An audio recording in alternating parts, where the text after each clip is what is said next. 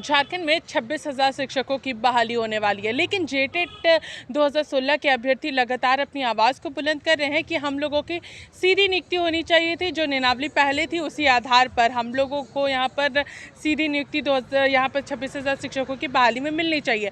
लेकिन सीटेट अभ्यर्थियों ने इस बहाली पर स्टे लगाने के लिए स्टे पिटीशन जो है वो हाई कोर्ट में फाइल की है। हम लोग इसको लेकर के सीधे जेटेट के अभ्यर्थियों से बातचीत करेंगे, क्या कुछ वो कहते हैं, हम लोग सीधे इनसे जुड़ते हैं।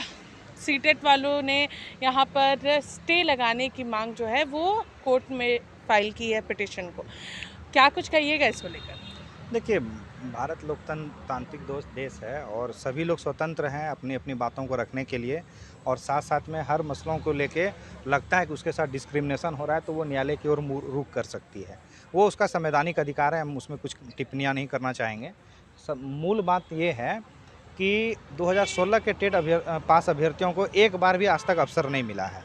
अब सरकार को सोचना है या न्यायालय में इन सारी बातों को रखनी है सरकार को, तो कि आखिर सीटेट के अभ्यर्थियों को जो अवसर मिलना चाहिए, अवसर क्यों नहीं मिला उनको या क्यों नहीं मिल रहा है, इन बातों पे अगर विशेष चर्चा का ये विषय है। और संवैधानिक तौर तरीके पे अगर इसको देखेंगे तो सीटेट के अभ्यर्थियों को कई ऐसे विद्यालय हैं जिसमें कई प्रकार की चांसेस मिल चुकी है।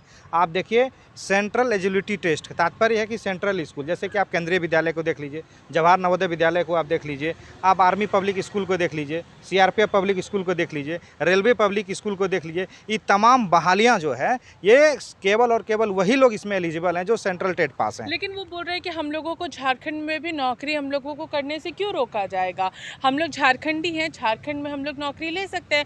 अगर इतने ही परेशानी है जेटेट के अभ्यर्थियों को 2016 के उन लोगों को मौका नहीं मिला है, तो उनका कहना है कि अभी सीटेट की परीक्षा होने वाली है, वो भी सीटेट क्लियर कर सकते हैं। ऐसी कोई बाध्यता तो है नहीं कि वो लोग क्लियर नहीं कर सकते? देखिए, हर एक राज्य में अब शिक्षक पात्रता होने के लिए राज्य सरकार बाधित है कि अपने अपने आधार पर लेगी। अब जहाँ तक बात है ये कि नहीं, उन लोगों को क्या आपत्ति और हम लोगों का आपत्ति किसी कोई मतलब नहीं है। आप बताइए कि केंद्रीय विद्यालय झारखंड में है या नहीं है? 24 जिला में। आप जवाहर नवोदय विद्यालय 24 जिला में है कि नहीं है? आप बताइए आर्मी पब्लिक स्कूल है या नहीं है? कहाँ अवसर आपको नहीं मिला है? अवसर तो अनेकों मिला है। आप ये बताइए कि अभी बिहार राज्य में नियुक्तियां होनी है, बिहार में भी शिक्षकों की बहाली चल रही है, 1 लाख से प्लस है, 74,000 के समथिंग है, और वहाँ भी सीटेट के अभ्यर्थियों को मौका मिला। लेकिन जेटेट के अभ्यर्थियों को आप हमको बता दीजिए, अपने ही राज्य में एक बार भी अवसर नहीं मिला, दूसरी राज्य की तो बात ही नहीं है। तो यहाँ पे अपनी अपनी बात है कि आपको अवसर मिलते आ रहा है लगातार, हमको अवसर नहीं मिल रहा है। अब बहुत सारा कॉन्ट्राडिक्शन है इसमें, ऐसा नहीं है कि बहुत ईजी गोइंग कोई भी चीज़ हो जाना है। आप देखिए, पारा शिक्षक है, इसमें 50% आरक्षण है पारा टीचरों का। अब पारा टीचर के जो लोगों को टेट पास करने के पश्चात वेतनमान में वृद्धि की गई, जिसको वेतनमान दिया जा रहा था या जिसको इंक्रीमेंट दिया जा रहा था, अब सीटेट पास जो किए थे पारा टीचर, उनको तो इंक्रीमेंट मिल नहीं रहा है। अगर राज्य सरकार अगर उसको वैलिड करती है तो पहले तो ये राज्य सरकार का विषय है, लेकिन इस पर भी चिंतन करने की ज़रूरत है कि कहीं ना कहीं फिर वो वेतन भी उनको वहीं से देना पड़ेगा जब से वो सीटेट पास किए हैं। दूसरी बात ये भी है कि आप अगर देखिए कि सीटेट के जो बच्चे हैं अभी, सबसे खास करके बहुत हम लोगों में भी सभी लोग सीटेट पास हैं, हम लोग भी ऑलरेडी क्वालिफाइड हैं।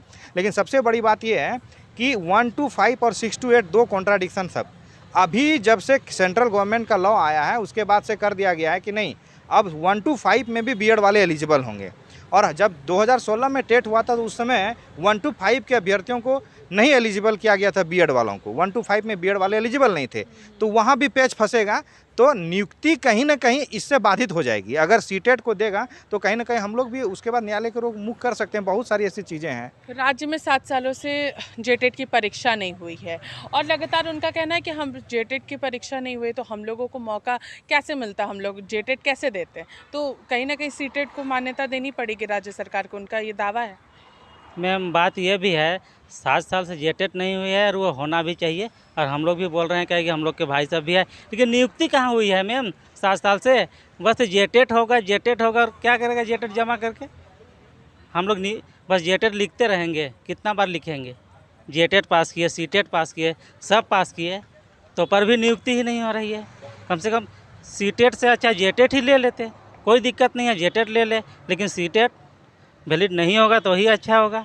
क्या कि सर बताए ही है, पारा टीचर वाला वेतनमान में भी उसमें जब से सीटेट पास किए हैं उस समय से उन देना होगा वेतनमान।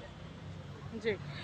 क्या लग रहा है ये जो स्टे पिटिशन लगा है, आपको क्या लगता है इस बहाली में स्टे पिटिशन दायर जो की गई है वो सही था या नहीं? क्योंकि राज्य में काफ़ी समय के बाद इतनी बड़ी बहाली जो है शिक्षकों के लिए आई है। देखिए, ये तो डिपेंड करता है कि बेसिस क्या है। अगर देखिए, बेसिस पे ही डिपेंड करता है कि स्टे होगा या नहीं होगा। इसमें तो ये न्यायालय को फैसला लेना, ये मामला न्यायालय में है, तो इसमें हम कुछ टिप्पणियाँ नहीं करना चाहेंगे। बस यही कहेंगे कि हर व्यक्ति को ये ज़रूर अपनी अभिव्यक्ति की आज़ादी है। किसी भी प्रकार से उसके साथ अगर डिस्क्रिमिनेशन हो रहा है, तो वो न्यायालय की ओर रुख कर सकती है। तो स्टे लगना चाहिए इस पर, क्योंकि आप लोग भी बोल रहे हैं यहाँ पर कि आप लोग का जो पे स्केल है वो उसमें कमी यहाँ पर है, साथ ही साथ जो सिलेबस बनाया गया है वो काफ़ी वास्ट है।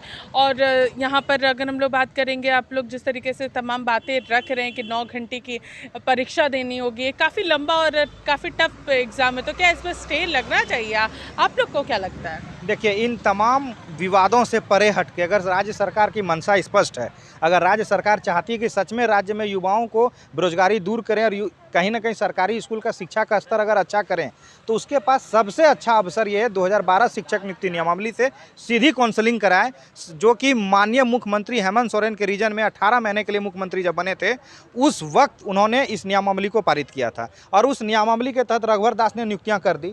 लेकिन दुर्भाग्य है झारखंड का कि पुनः मुख्यमंत्री हेमंत सोरेन बनते हैं और आज तक फिर से नियमावली बदल दी जाती है और फिर नियुक्ति भी अभी तक नहीं हो पाती। तो हम यही कहेंगे कि इन तमाम मसलों का एक सॉल्यूशन है, केवल राज्य में जेटेट आयोजन कराया जाए, तुरंत से आयोजन कराने के उपरांत तुरंत से शिक्षकों की नियुक्ति कराई जाए और अभी जो नियुक्तियां आई है 2012 शिक्षक नियुक्ति नियमावली के तहत, राज्य के जो अभ्यर्थी दर दर भटक रहे हैं, अभी तक उनको नियुक्तियों का मौका नहीं मिला है, उनको एक अवसर यहाँ पे दे दिया जाए और नई जेटेट कंडक्ट करा के उन लोगों को अवसर दे दिया जाए।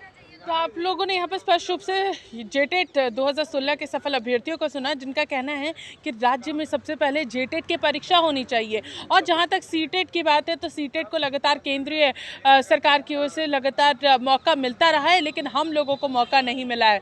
तो उसको देखते हुए पहले हम लोगों को मौका दिया जाए और कहीं ना कहीं इनका कहना है कि बाहरियों को भी तो यहाँ पर जगह फिर सीटेट के ज़रिए मिल सकती है। ये भी एक बड़ा सवाल इनकी ओर से खड़ा किया गया है। अब देखना ये है कि सरकार आखिर कोर्ट में क्या कुछ शपथ पत्र में भी यहाँ पर दाखिल करती है और इस बहाली का आखिर क्या होता है। फिलहाल हमारे साथ इतना ही। सहयोगी के साथ मैं पूजा, लाइव इंडिया, रांची।